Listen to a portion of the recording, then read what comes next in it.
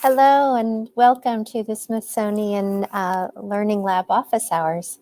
My name is Philippa Rappaport and I'm an educator at the Smithsonian Center for Learning and Digital Access, which is a central office at the Smithsonian, and we're the office behind the Smithsonian Learning Lab.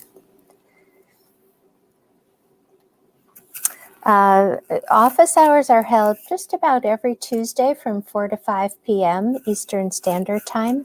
You can find the schedule of office hours and other digital opportunities on our events page. You can see the URL here on your screen.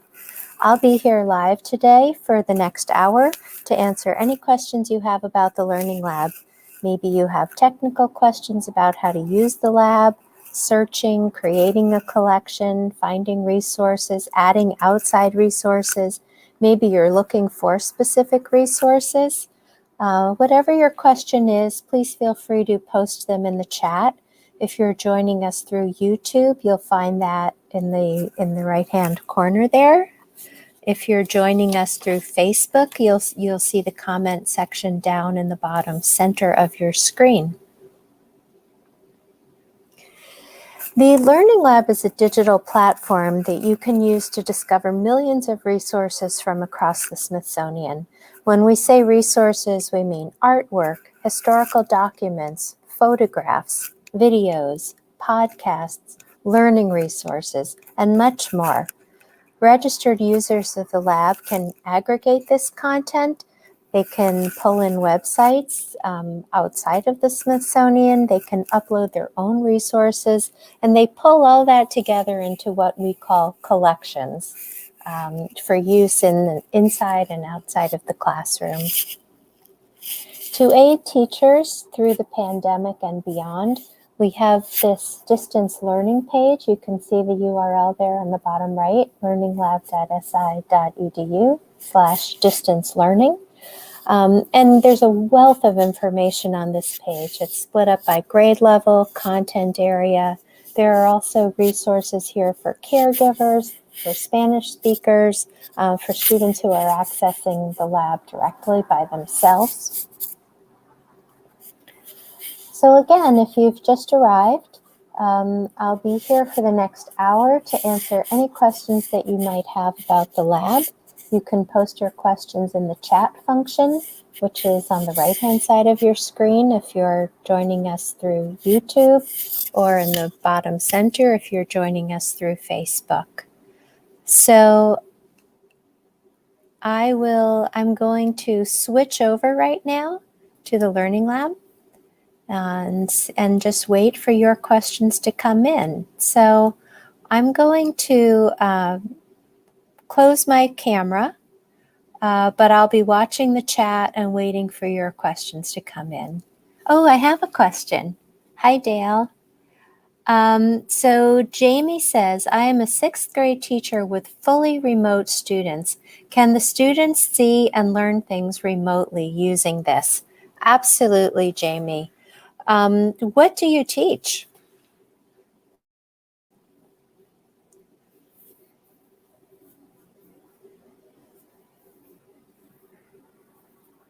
I'll wait for you to add to the chat, Jamie. Hi, Dale. Thanks for writing. It's good to see you here. So Jamie is saying she has math and science. So let me do a little search here. So Jamie, there are a variety of ways that you can use the lab. Some people use lessons that have already been created to get ideas about how to use the content in their classroom, and other people like to use collections directly with their students. That is, they would move through a collection live and then have their students access it. They could also have students do it as homework, and then people also have students create their own collection. So there are all kinds of ways that you can use it. So I see here you're saying for science we cover minerals, rocks, chemistry, and electronics. So why don't we just here do a search, okay? And let's see what shows up. Why don't we say, we're going to get a lot for this, but let's just give it a go. So I'm putting in minerals, into the search function, okay, which is that top center.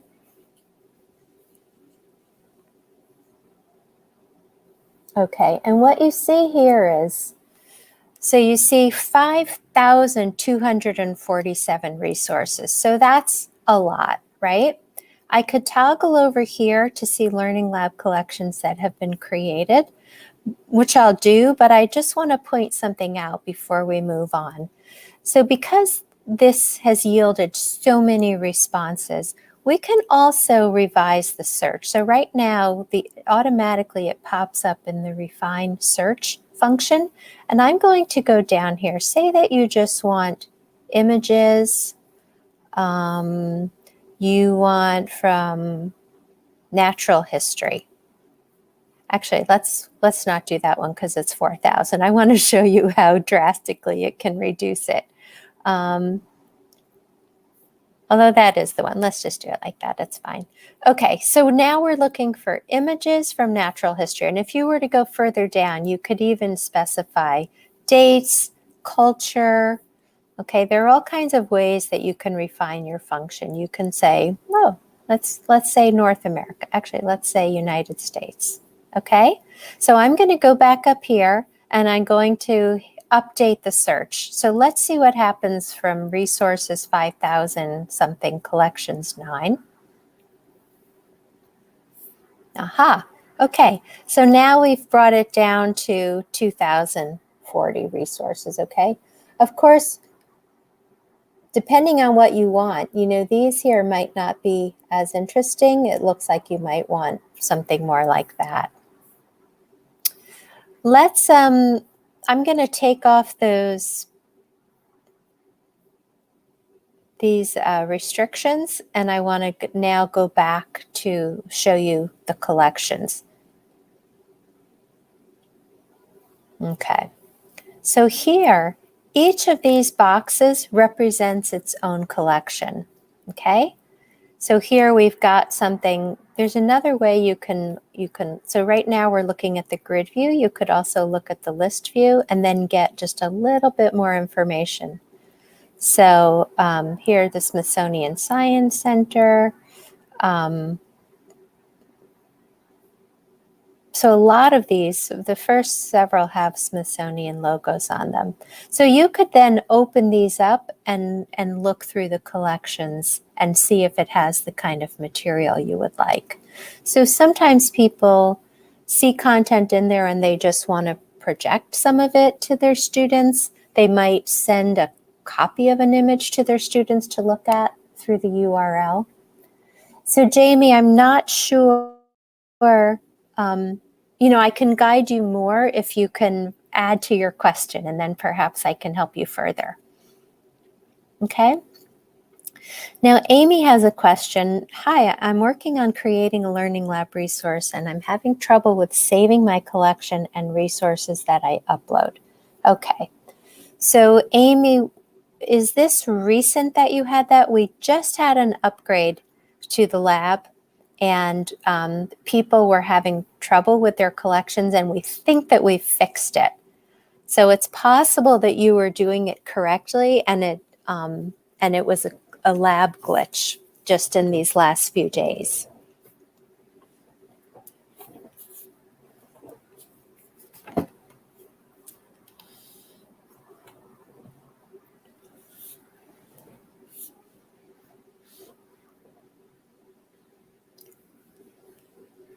Oh, okay. So Amy says she works at the Rockwell Museum and emailed for support. That's great.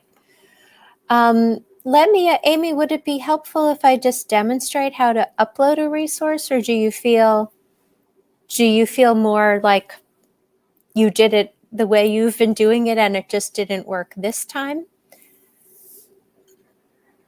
Because if you know the system, it probably was the glitch. If you're not comfortable doing it, then we may as well just review the instructions. Okay, so you're saying you'll check it again. Okay, let me know. I'll just stay tuned here. Oh yes, very recently. Okay, so that's probably what it was, Amy. But I'll just watch for your chat here. And then Jamie, back to your question. Would you like to explore anything further? Oh, okay. Could you show me how to spotlight sections of an image? Sure. Okay, I'm going to go back to grid, which just happens to be the one I'm the most comfortable in. Okay, so I am signed in. So I am going to, let's say, is this an image? Oh, wait, I'm in the collections. Hold on, let me go back to resources. And I'm going to create a collection with a resource and then highlight something. Okay, so look at this, cranberry crown. Let me put it into a collection, Amy, and then I'll show you how to do highlights. That is really cool. Okay. Okay, so create a collection.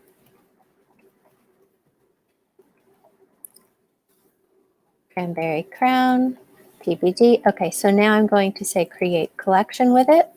And now I'm going to click right on that. So now I'm in the collection itself. Okay. So I have to first get into edit mode in order to do hotspots. So I'm going to click on edit collection.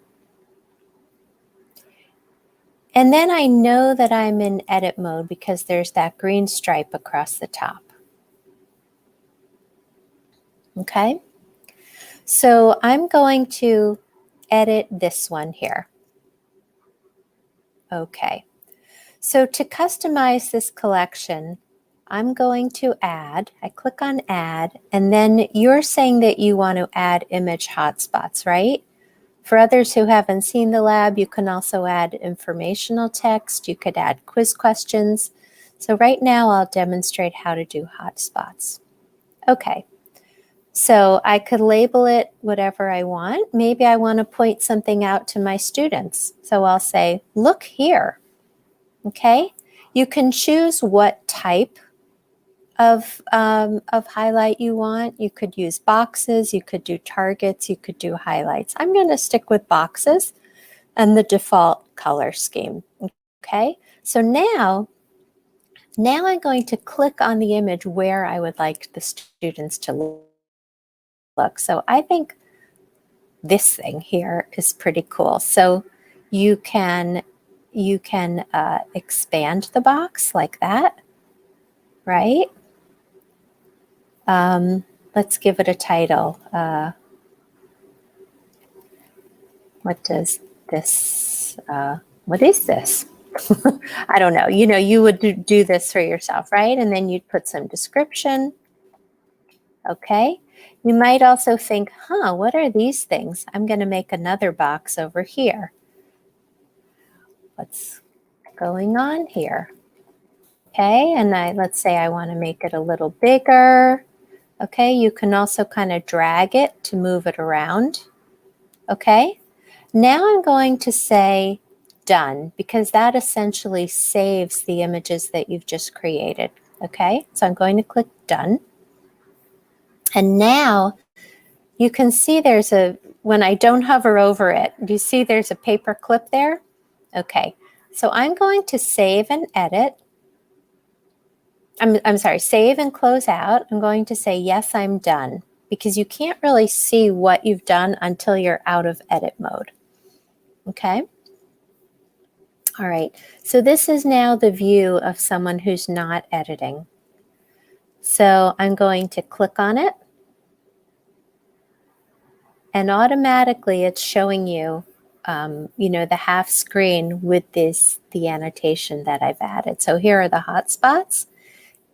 As a viewer, you would hover over it to see what the person has written. Okay. Okay, so let me catch up on your questions here. Okay, so can you show me how to spotlight sections of an image? So that's what I did. So post more questions if it's not clear. Jamie says, the images are these things from the Smithsonian. What is the difference from a collection? Okay, so that's a great question, Jamie. So So what I've been showing you is how to search, and we've been using images from the Smithsonian. But one of the really great things about the lab is that you're not bound to use only Smithsonian resources. You can pull in content from other websites. You can upload your own content. It could be your own images. You might upload descriptions of how you would like the students to use the content, or it could be instructions for other users about how they might use your collection. So you can bring in all kinds of content. You're not limited to the Smithsonian. When we say collections, there are two ways to use collections, and it's possible I've used them both here, and that's really confusing. It's likely. So in the one sense, we have the Smithsonian collections, meaning all the holdings of the Smithsonian. In another sense, when you create a collection in the Learning Lab, that's when you've created a learning resource, an interactive learning experience for students, for other teachers to use in their classes. So those are two uses of the word collection. Okay, so let me know if that answers it. Okay, so Amy says, thank you. Could you upload a picture to reference a hotspot? For example, for a mural, if I wanted to highlight the symbols and student artwork that inspired each symbol. I think so. And then, okay, and so Jamie, let me just answer this for Amy, and then I'll get back to your other question. So why don't I continue? I'm going to continue editing. Okay, and I'm going to add a resource. I just want to make sure I'm correct with this, Jamie. Amy, I mean that you can. So I'm going to upload this resource right now. Migration is beautiful. Oh wait, that's a Smithsonian. Hold on. Let me look from my other files and see. So just one sec. So I'm uploading an image. Personal image. Here, I'll call it uploaded image. Okay. So let's say, yes, I created it, and now I just have to find it and I'll post it. And then let's see if I can upload. So just a sec. I'm not sure how much you see on my screen there.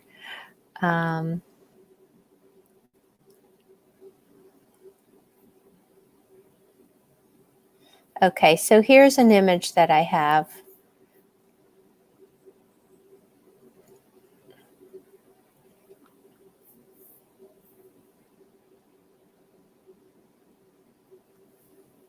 Okay, so this happens to be an image from the Smithsonian holdings, but I uploaded it from I had to download it, and now I've uploaded it. So in essence, it's working the same as any other upload would work. Okay, so now I'm going to go into edit function, and let me just make sure that I can add hotspots here.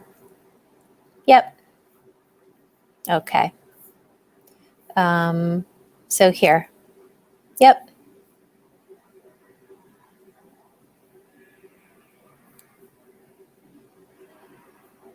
Okay. Now let me say done. Save and exit so you can see what it will be like for the viewer. And there you can see the paper clip, so it shows you that it's been annotated. Okay.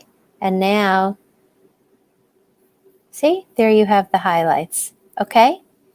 So yes, you can make highlights from images that you've pulled in through the lab or images that you've uploaded yourself. You know, you can also add highlights to documents. You might want to be pointing out maybe water stains on a document, or dropped ink, or, you know, a dropped stitch on, I don't know. You know, there are all kinds of things you might want to highlight. So, okay, hopefully that answered it. Let me know if not. And now let me go back to the questions.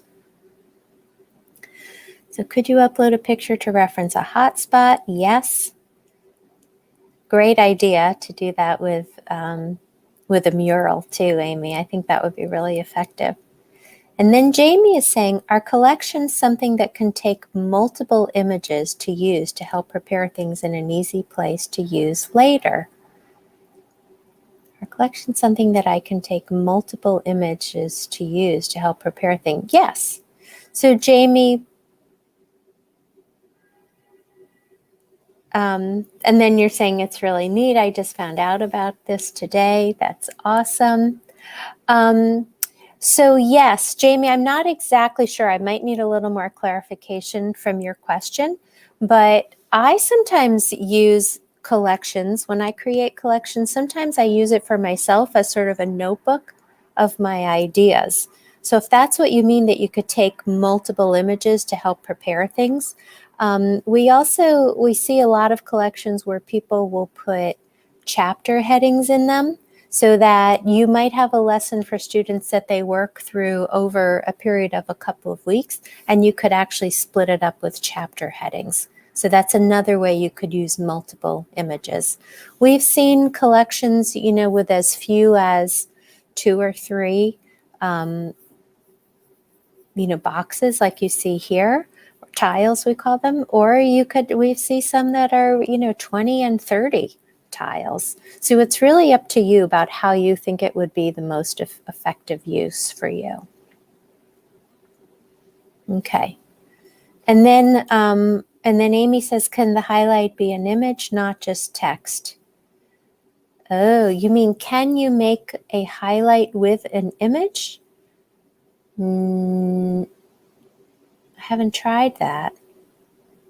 So you mean if you had an image, I wonder if you could copy paste an image? I have not tried that. I'd have to try that, Amy.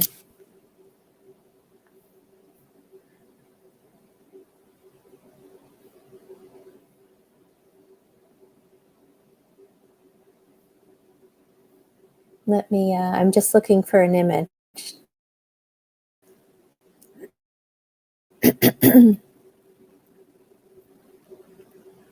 Let me work on that and see if I can figure that out. So just one sec. Okay, so I just copy pasted an image. Okay, so if I want to, let me go back into edit mode. I've never seen that done, but sometimes we're surprised with what actually works in the lab. So I'm going to add a new one here. Okay, and then for the description, let's see if my image will paste. No, it did not paste. I would be surprised if it had, but you never know. So no, I don't think you can put your own image into the hotspot. Okay, okay.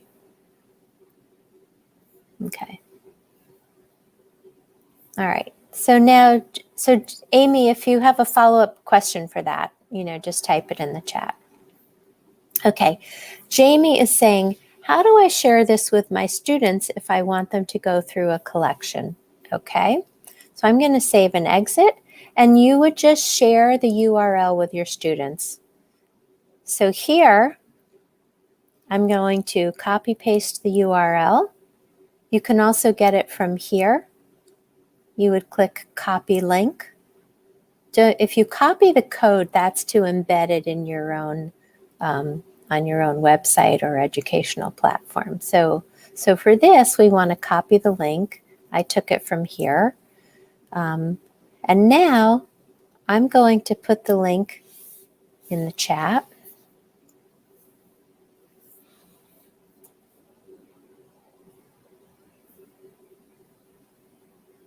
And let's see if you can follow that. So that's how you would share that with your students.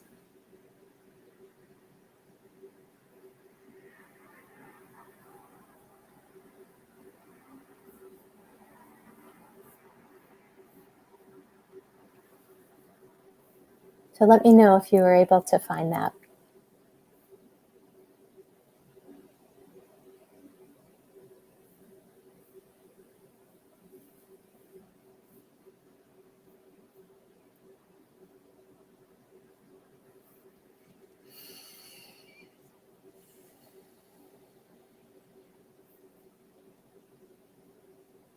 Yes, that worked. Okay, so that's how you would do it. So Jamie, you're the one who just found out about it today, right? So let me show you something else you can do. Let's say I'm going to go back to this first image and edit. Okay, I'm going to get myself back in edit mode. I'm also going to add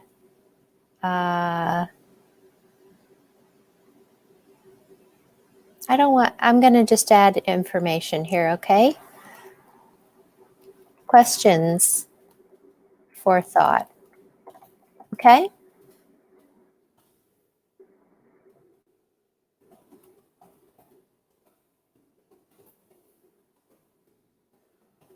Okay, at first glance, what do you think this object is? Okay, I'm going to, let's see if I can make that one first, okay? See, I just switched the order of the question to the hotspot, okay? Okay, so I'm going to say at first glance, what do you think this object is? What? I mean, whatever, you can ask any questions, right? Is it alive? What colors do you see? Okay.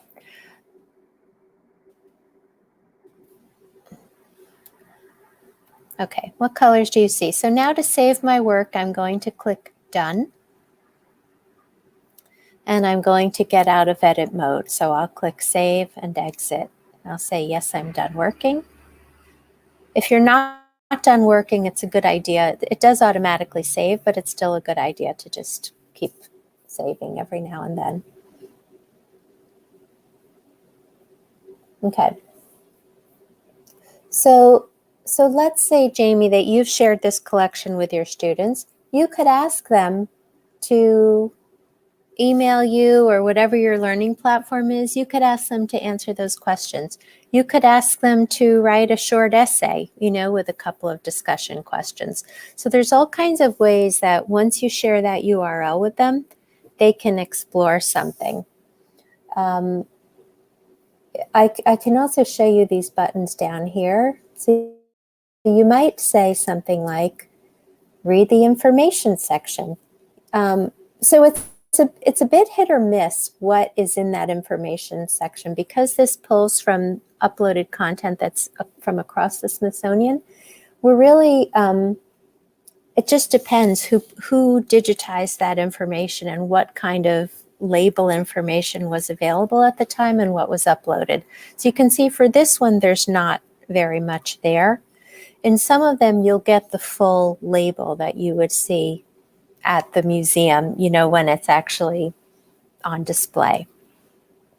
So you might ask students, the reason I'm talking about this is you might ask students to read the label information, by going to the circled I and then respond in some way, right?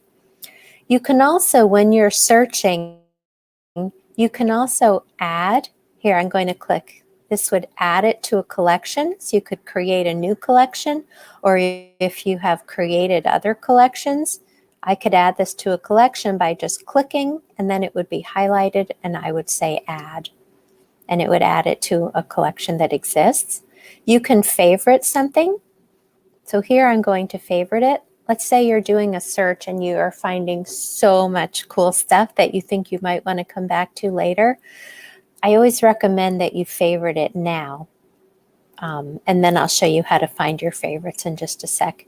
Here's how you would get a link for this particular resource. If your students, if you want them to cite content, okay, here it is. That's a little weird that it has me as the author, but I think because there's no one else in that entry. Normally, if it were an artist, you would see the artist name there. And then finally, this flag is if you think something is inappropriate, you can, or awesome, you could flag it as awesome. You could flag it as inappropriate. Hey, I work with first graders and I don't want them to see this. Let us know, because we want to know that.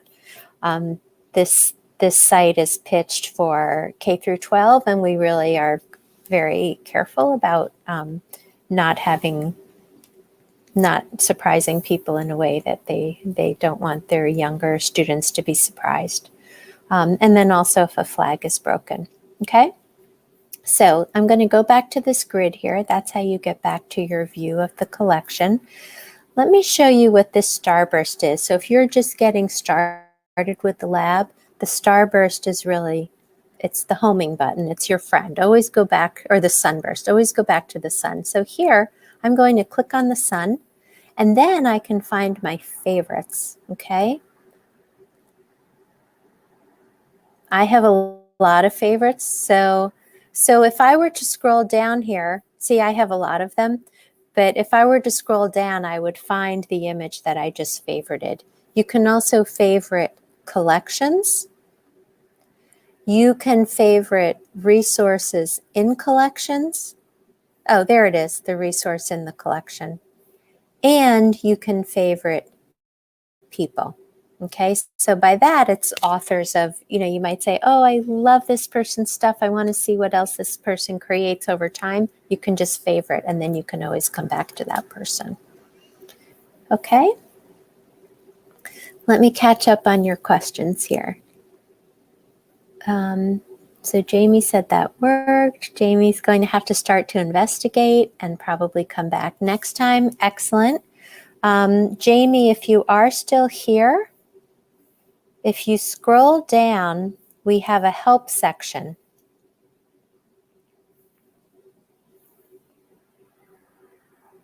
So learn, let me, and then there's all kinds of information here on the front page.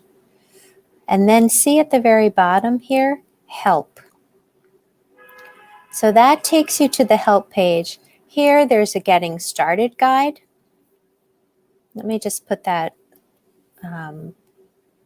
address in the chat. Okay. So you can, this has really everything you need. So this takes you through the getting started guide. If you click on these, it just takes you to that section of the guide.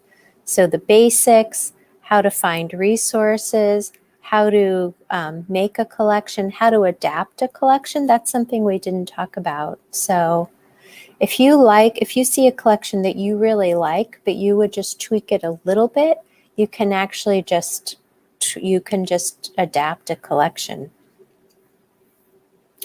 I can show you how to do that. But anyway, this is the page you'll want for the help section.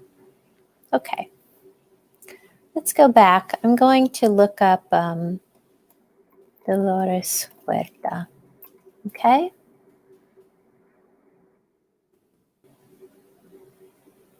Okay, I'm going to click into collections. So here's a collection. Let's say this one is just perfect for me. So this is from our traveling exhibition services unit. So let's say I really like this, but I just want to change a few things. I would click on, do you see this box here? It has two boxes intertwined here. That's how I would copy the collection. So here I could just change the title, to whatever I want, and then I would click copy collection. And then that collection would be in my unpublished collections. Okay, the other things here is how you would favorite a collection. Here's how you would get the link to either copy the link to, so that's the URL, or again, that copy code so you can embed it. You can also flag the collection. You can cite the collection. And then here, this information tells you about when the collection was created. So if I had copied this collection, or if this collection were copied, you would see that information there. So anytime you copy a collection, that information is never lost. You can always follow it back to the original creator. Okay, any other questions? You're welcome, Jamie. I'm happy to walk you through that.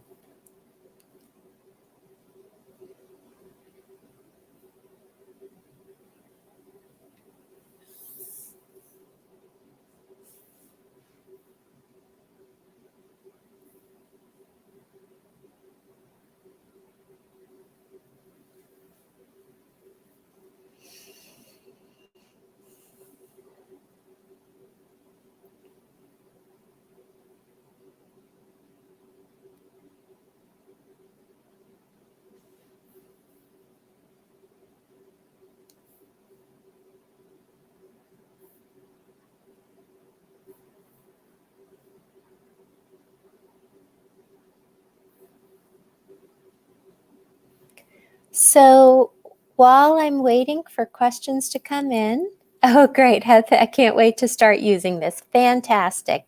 So Jamie, if you have any questions, let me put a different banner on the screen. Just a sec. Here, so if you have a question for Smithsonian educators, you can email learning@si.edu. Okay. We also have learning lab@si.edu. So feel free to send any questions our way. Okay? And thanks so much for coming.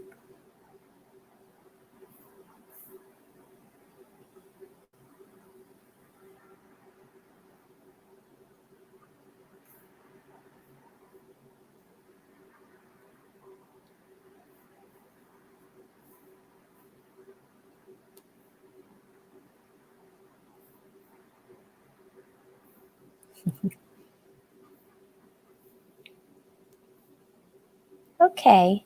So while I'm waiting for more questions to come in, I think I will turn off my camera, turn off my microphone, but I'll be right here waiting for questions. And hopefully I'll see your questions in just a little bit. Thank you.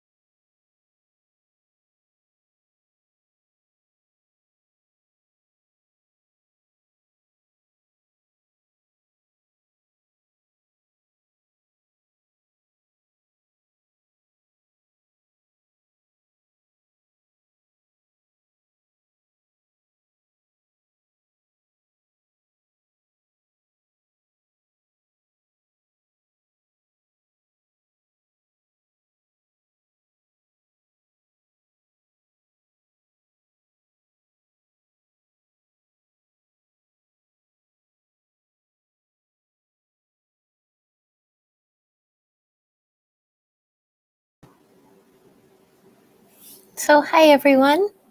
My name's Philippa Rappaport. I'm an educator with the Smithsonian Center for Learning and Digital Access, and I'm here for another 15 minutes to answer any questions you might have about the Learning Lab. I see Joan has joined us and says she's interested in listening in. Joan, if you have any specific questions, please feel free to put them in the chat. I'm here to answer questions, so I'm happy to help in any way I can. I've been keeping my camera turned off while I don't have questions, but I'm here the whole time. So please just post your question as you have it, and I will come back on and answer it best I can.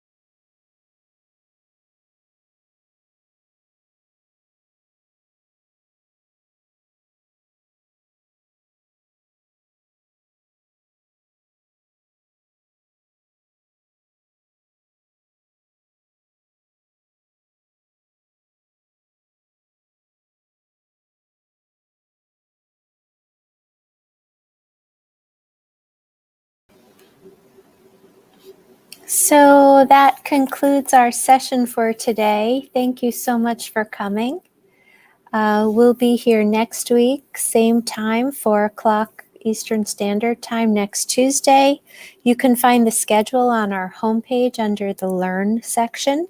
And if you have any questions between now and next Tuesday, please feel free to reach out to our team by emailing learninglab@si.edu. That's the address you see on the bottom of your screen now.